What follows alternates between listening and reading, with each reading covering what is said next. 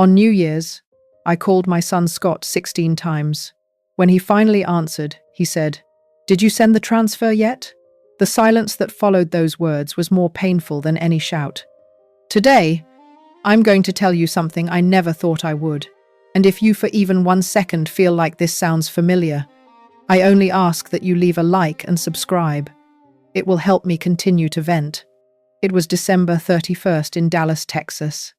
It was 6:00 the evening, and I, Susan Miller, had the table set with my grandmother's heirloom china, that same blue and white set that had seen so many family dinners, so many celebrations, where love was breathed in between the steaming dishes and the grandchildren's laughter.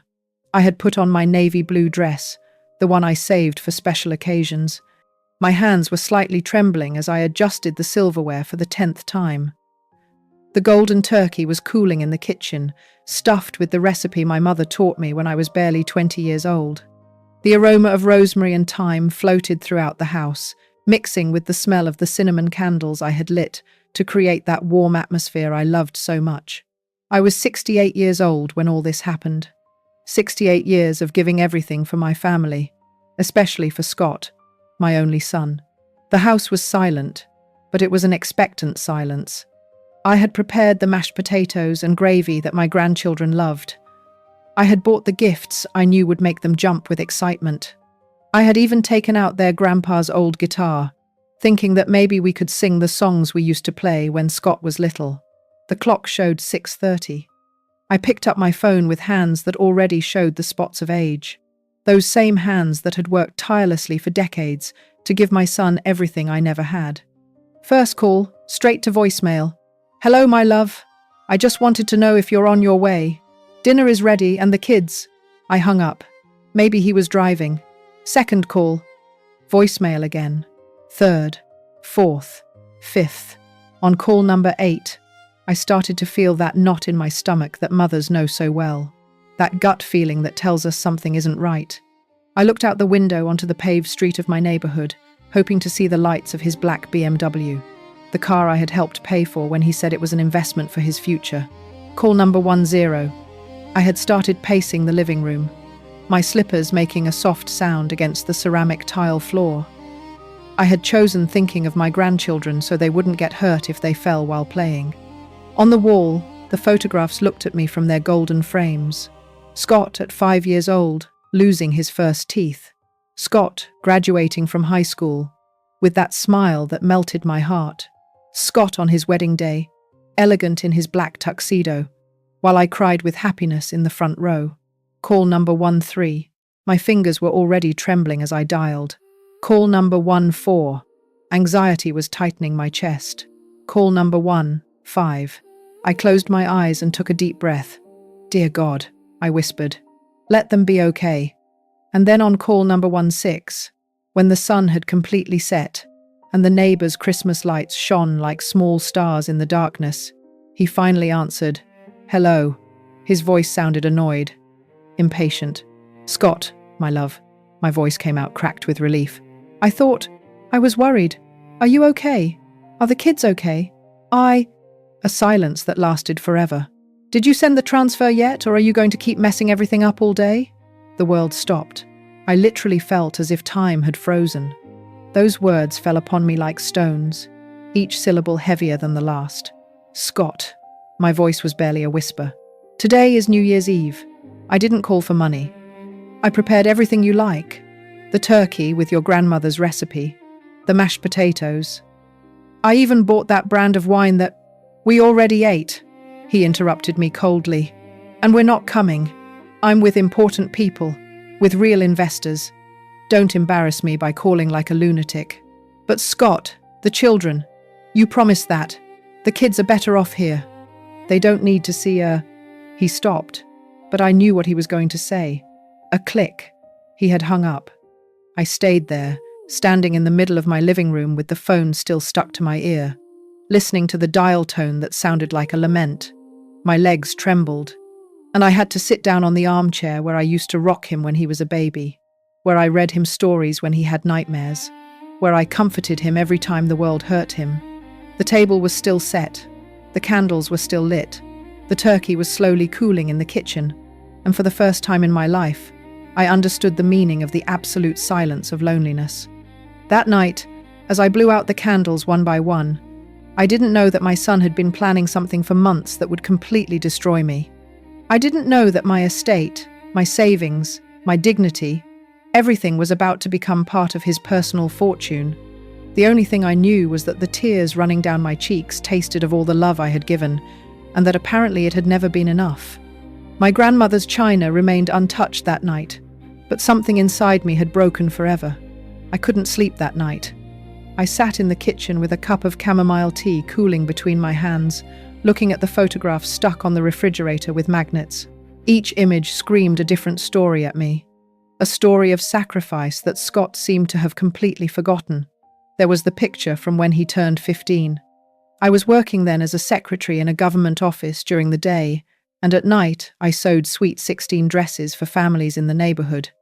I remember that time as a blur of permanent dark circles and fingers pricked by needles. But Scott wanted a party like the one he had seen at his rich friend's house. And I gave it to him. I sold my gold earrings, the only valuable jewelry I owned, an inheritance from my mother. With that money, I hired a hall, a band, and even a 3-tier cake. Scott shone that night, receiving congratulations from all his friends on the great party his mum had thrown for him. But I couldn't buy a new dress. I wore the same black dress I had had for 5 years, washed and ironed until the fabric looked like paper. It's worth it, I told myself as I watched his smile. Everything is worth it for that smile. My eyes stopped at another photograph. Scott at 18 holding his college acceptance letter. What the photo didn't show was that I had pawned my wedding ring to pay the tuition. My wedding ring, the only tangible memory I had left of a marriage that, although it had ended badly, represented a time when I believed in happy endings. Scott's dad had left us when the boy was barely 4 years old. He left with a younger woman, leaving me a note on the kitchen table that said, "I'm not cut out for this. It's better this way." We never saw him again. He never sent $1 for child support. Scott grew up asking me where his dad was, and I always told him, "Your dad is working very far away, but you and I are an invincible team." How naive I was. During those college years, Scott studied business administration. He always talked about how one day he would have his own company, that he would make a lot of money in the stock market, that he would invest in real estate, like the entrepreneurs he admired. "Mom," he would tell me while I ironed his shirts for his presentations, "someday you're going to be rich. I'm going to buy a big house where you never lack anything." I believed him. I worked double shifts to pay for his books, copies, and projects. There were days when I only had coffee for breakfast, so he could have lunch in the university cafeteria with his friends. I didn't want him to feel less than anyone. I didn't want him to carry the shame of being the poor scholarship kid. I remember one December afternoon, Scott arrived thrilled. He had met a girl in college, Jessica, the daughter of a textile mogul. "Mom," he said, "she's perfect. Her family has factories, houses, even stock in several companies, and the best part is, she likes me." My heart boiled with joy for him, but also with a fear I didn't know how to interpret. Jessica came from a world of wealth that I didn't know, a world where mothers didn't work in government offices or sew at night. The first time he brought her home, I had cleaned for 3 days straight. I bought flowers, prepared turkey pot pie from my grandmother's recipe, and used the good china. Jessica was elegant, educated, but I noticed how her eyes scanned our small living room, how she looked at the curtains I had sewn myself, how she forced a smile when I showed her pictures of Scott as a child. "Your house is very cozy," she said with a smile that didn't reach her eyes. That night, after they left, Scott told me, "Mom, when Jessica and I get married, you're going to have to get used to a different kind of life. Her family is very sophisticated." Sophisticated. That word was burned into my mind like a brand. When he graduated, I got a loan using the house as collateral to give him the money for a graduation trip to Europe. Scott wanted to see Miami, Los Angeles, and New York City. "It's a cultural investment," he explained. "Successful businessmen need to have worldly knowledge, know different markets. The loan was for $20,000. At that time, my monthly salary was $800. I had to pay that debt for 5 years, working overtime, sewing late into the night, selling baked goods on weekends at the park. But Scott came back radiant, full of stories about museums, expensive restaurants, and luxurious hotels. "Mom, someday I'm going to take you to all those places. I promise you." 3 months later, he announced that he would marry Jessica. The wedding was a production worthy of a magazine. Her family took care of almost everything. The country club garden, the banquet for 300 people, the band, the flowers, the photographer. I only had to pay for my dress and contribute $5,000 for minor expenses.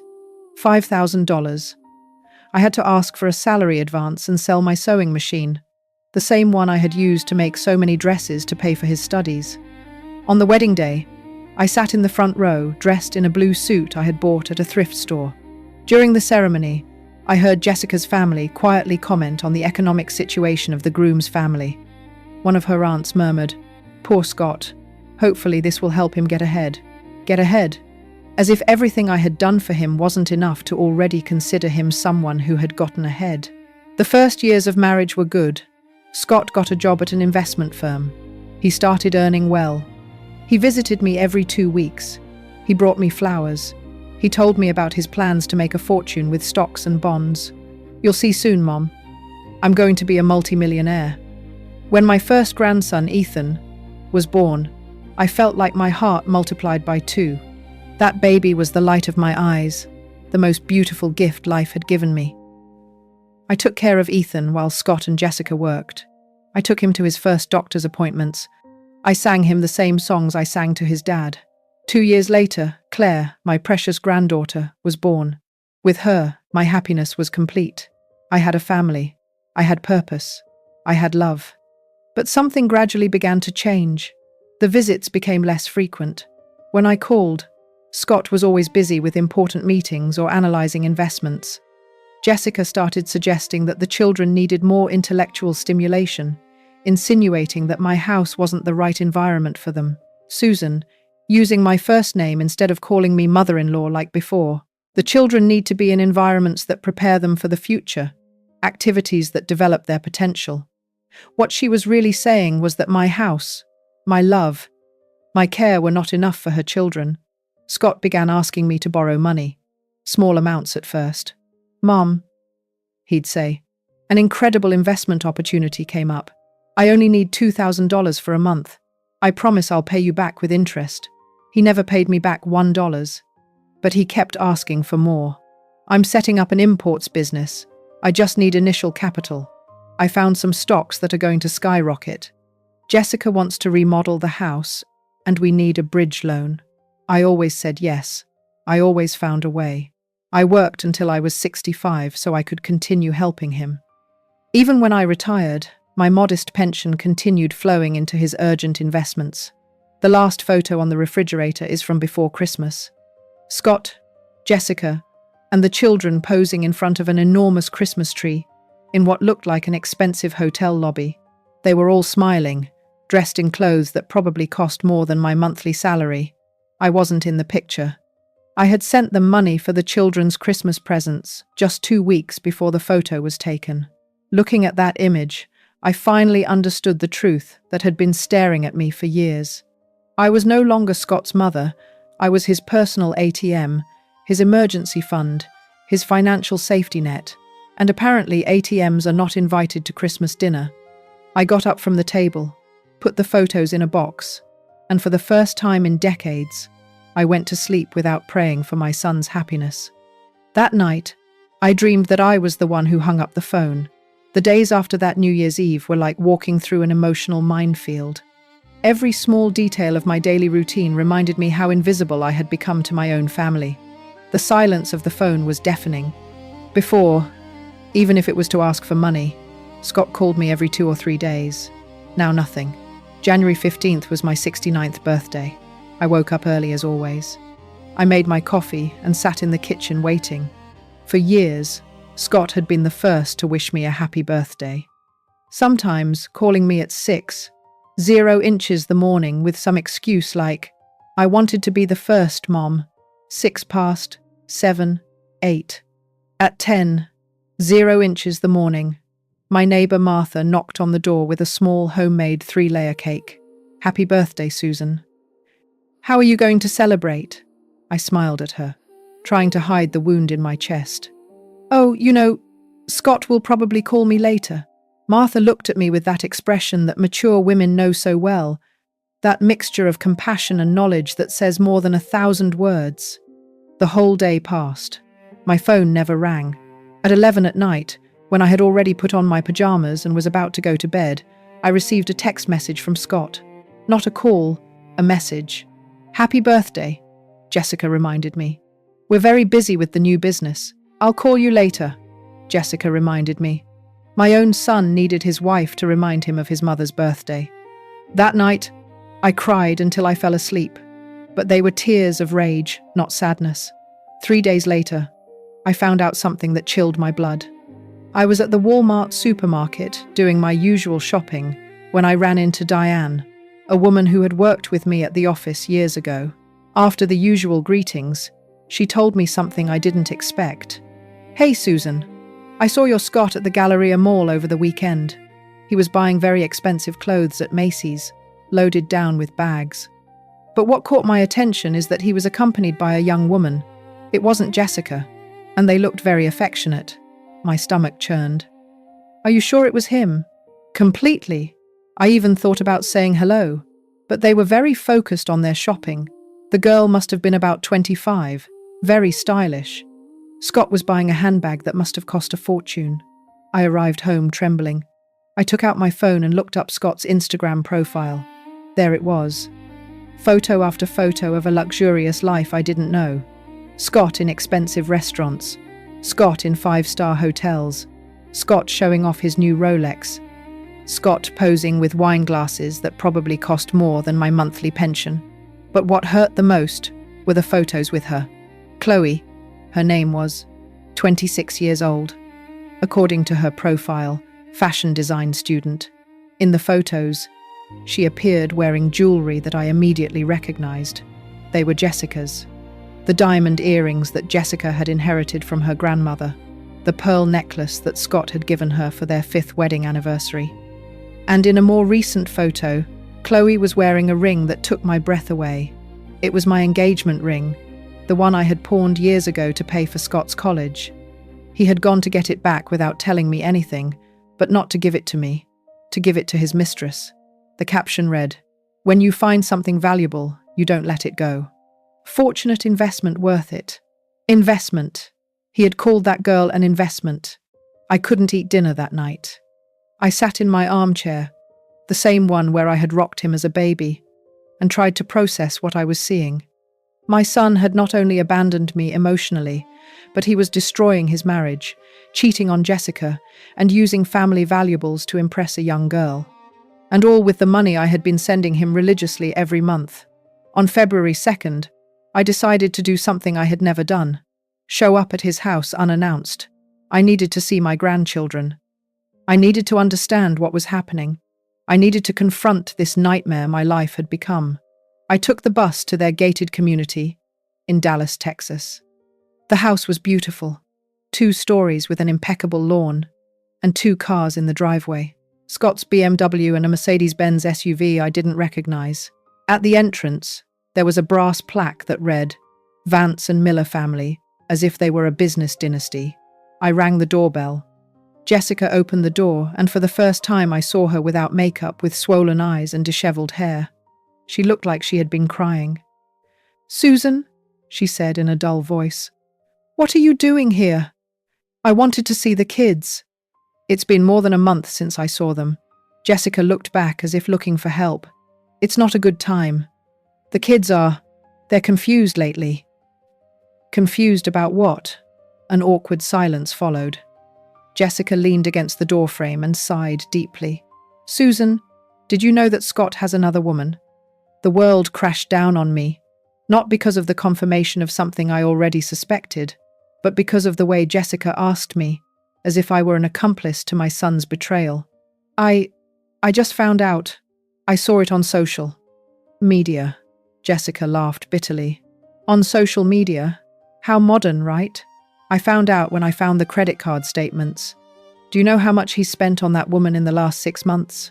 More than $30,000.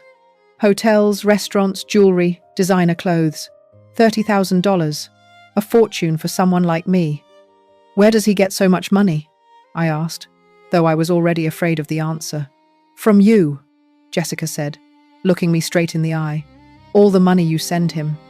Everything you lend him for his supposed investments. He's spending it on keeping that girl. I felt dizzy. I had to lean against the wall so I wouldn't fall. But there's more too, Jessica continued. He put the house up as collateral to get a loan for $200,000. He says it's for a Bitcoin import business, but I know it's a lie. That money is also being spent on her and the kids. The children don't ask about their dad anymore. Ethan told me yesterday that he prefers Dad not to come because when he's here, everyone yells. Claire has started wetting the bed again. It broke my heart to imagine my grandchildren living through that tension, that uncertainty. Jessica, I didn't know any of this. If I had known… Susan, she interrupted me. I know it's not your fault, but I need you to know something else.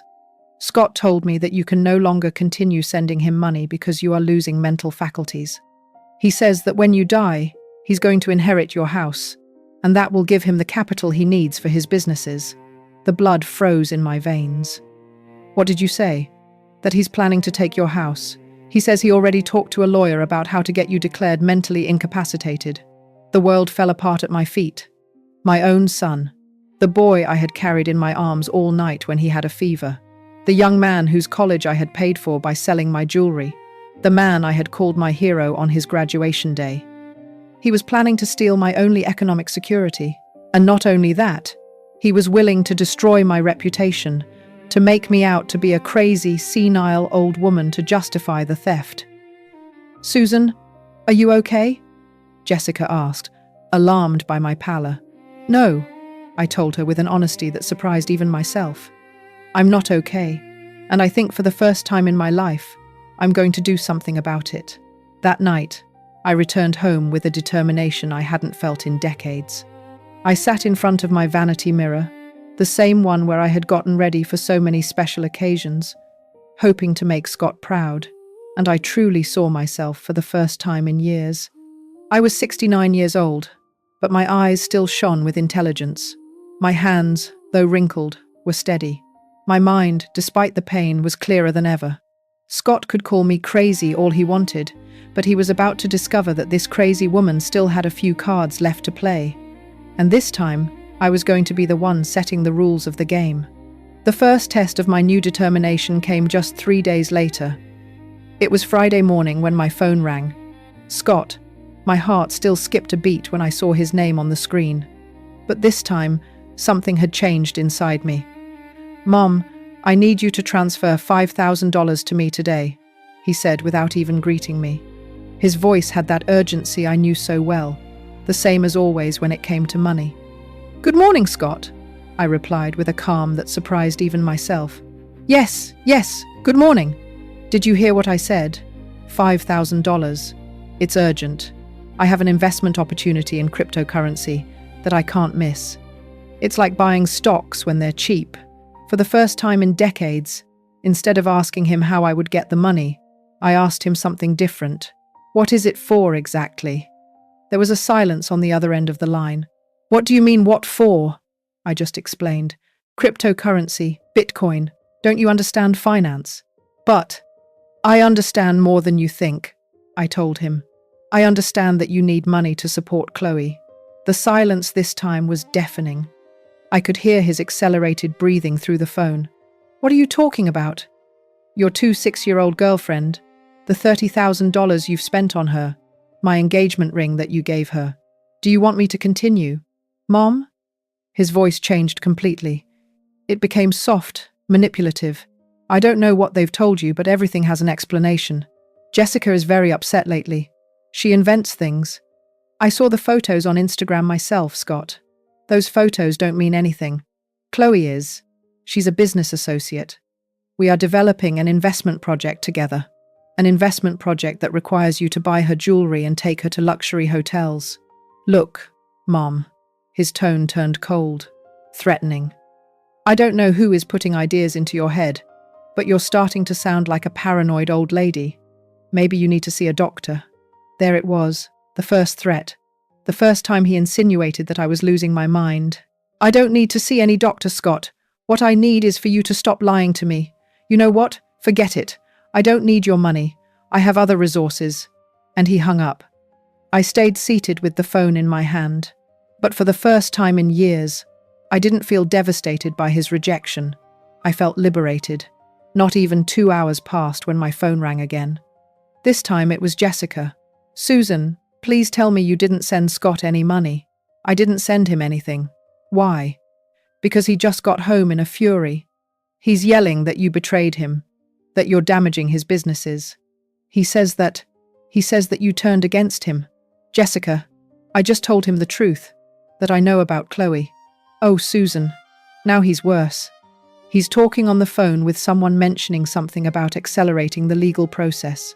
I don't know what he's talking about, but it sounds serious. The legal process. He had already started pulling strings to have me declared incapacitated. That afternoon, while I was preparing dinner, an unexpected visitor arrived. It was Jessica's mother, Mrs. Hayes, an elegant 75-year-old woman who had always treated me with courtesy, though never with real affection. Susan, we need to talk, she said when I opened the door. I let her in and offered her coffee. Mrs. Hayes sat in my living room with the rigid posture of someone who has come to do business. Jessica told me what's happening about Scott and that girl. It's a very difficult situation, I replied, not knowing exactly where the conversation was going. Susan, I've come to ask you a favor. Scott is a confused man, but he is still the father of my grandchildren. That girl has him infatuated, but that will pass. It always passes. What are you asking me, Mrs. Hayes? To continue supporting him financially, at least for now. If you cut off the money, he will look for more drastic ways to get it, and that could hurt Jessica and the children more. I couldn't believe what I was hearing. Even Jessica's mother wanted me to continue financing the destruction of her own daughter. Mrs. Hayes, with all due respect, I am not going to continue paying for Scott to support his mistress. Her expression changed completely. The courtesy disappeared from her face. Susan, you don't understand the situation. Scott has important connections in the business world. He manages million-dollar investments. If this becomes public, if he runs out of capital, it will affect the whole family, including my grandchildren. Your grandchildren are being affected by Scott's behavior, not by my decision not to finance him. Look, Susan. Mrs. Hayes leaned forward with a smile that didn't reach her eyes. We all know that you are no longer young, that sometimes you forget things. Maybe it would be better for Scott to manage your finances for your own good. There it was again. The insinuation that I was losing my mental faculties. Mrs. Hayes, I think it's time for you to leave. Susan, don't be stubborn. This can be easily resolved if you cooperate. Get out of my house, I said, standing up. Mrs. Hayes slowly stood up with the offended dignity of someone who is not used to being told no. You are going to regret this decision, Susan. My family has resources, contacts. It is not smart to go against us. Your family may have many things, I replied as I escorted her to the door, but it doesn't have my dignity. That is still mine. That night, Jessica called me crying. Susan, Scott took the kids. He says they're going to stay with him until I come to my senses. I don't know where they are. My blood ran cold. What do you mean he took them? He arrived with 2 men, he said, were his business partners. He packed Ethan and Claire's things, and he told me that he wasn't going to let the children live in an environment of female hysteria, that both you and I were acting irrationally. Did you call the police? I can't. Technically, he is their father. It's not kidnapping. But Susan, the kids were scared. Claire was crying. Ethan asked me if they had done something wrong. I couldn't sleep that night. The image of my grandchildren scared, confused, being used as pawns in Scott's manipulative game broke my heart. But it also filled me with a fury I had never felt before. The next day, Saturday, Scott appeared at my door. He was accompanied by a man in a suit who introduced himself as Mr. Wallace, his lawyer. "Mom, we came to talk to you," Scott said with a fake smile. "To resolve this misunderstanding." "There is nothing to resolve," I replied without inviting them in. "Susan," the lawyer intervened, "we understand that you are going through a difficult time. It's normal at your age for older people to become suspicious, distrustful. Scott only wants to help you." "I don't need help, Mom," Scott put on his sweetest voice, the one he used when he was a child and wanted something. "Look, I know things have gotten complicated, but we are all family. We can fix this. You just need to sign some papers that will give you financial peace of mind for the rest of your life." "What paper is that?" The lawyer opened his briefcase and pulled out a folder. "It's a power of attorney that would allow Scott to manage your finances. That way, you wouldn't have to worry about anything. He would take care of everything." "So, I wouldn't have to worry about anything because I wouldn't have anything," I replied. Scott became impatient. "Mom, don't be dramatic. It's for your own good. You're no longer at the age to be handling money or making complicated financial decisions. The only complicated financial decision I've made lately is to stop giving it to you," I told him, looking him straight in the eye. Scott's mask fell completely. "You know what, Mom? This can be done the easy way or the hard way. We can do this easily with your cooperation, or I can initiate a legal process to demonstrate that you no longer have the mental capacity to handle your own affairs." "Are you threatening me?" "I'm giving you options," he said with a coldness that chilled me to the bone. "Then my option is for both of you to leave my house right now." Scott stepped closer to me, and for the first time in my life I was afraid of my own son. "Mom, you don't understand who you're messing with. I have connections. I have resources. I have money. I can make your life very difficult." "Scott," I said, with a voice that I didn't recognize as my own, firm and clear. "For 69 years, I have lived without threatening anyone. I have worked honestly. I have loved sincerely. I have given everything I had without expecting anything in return. But if you want war, you are going to discover that your mother still has a lot of venom to spit." They left without saying another word.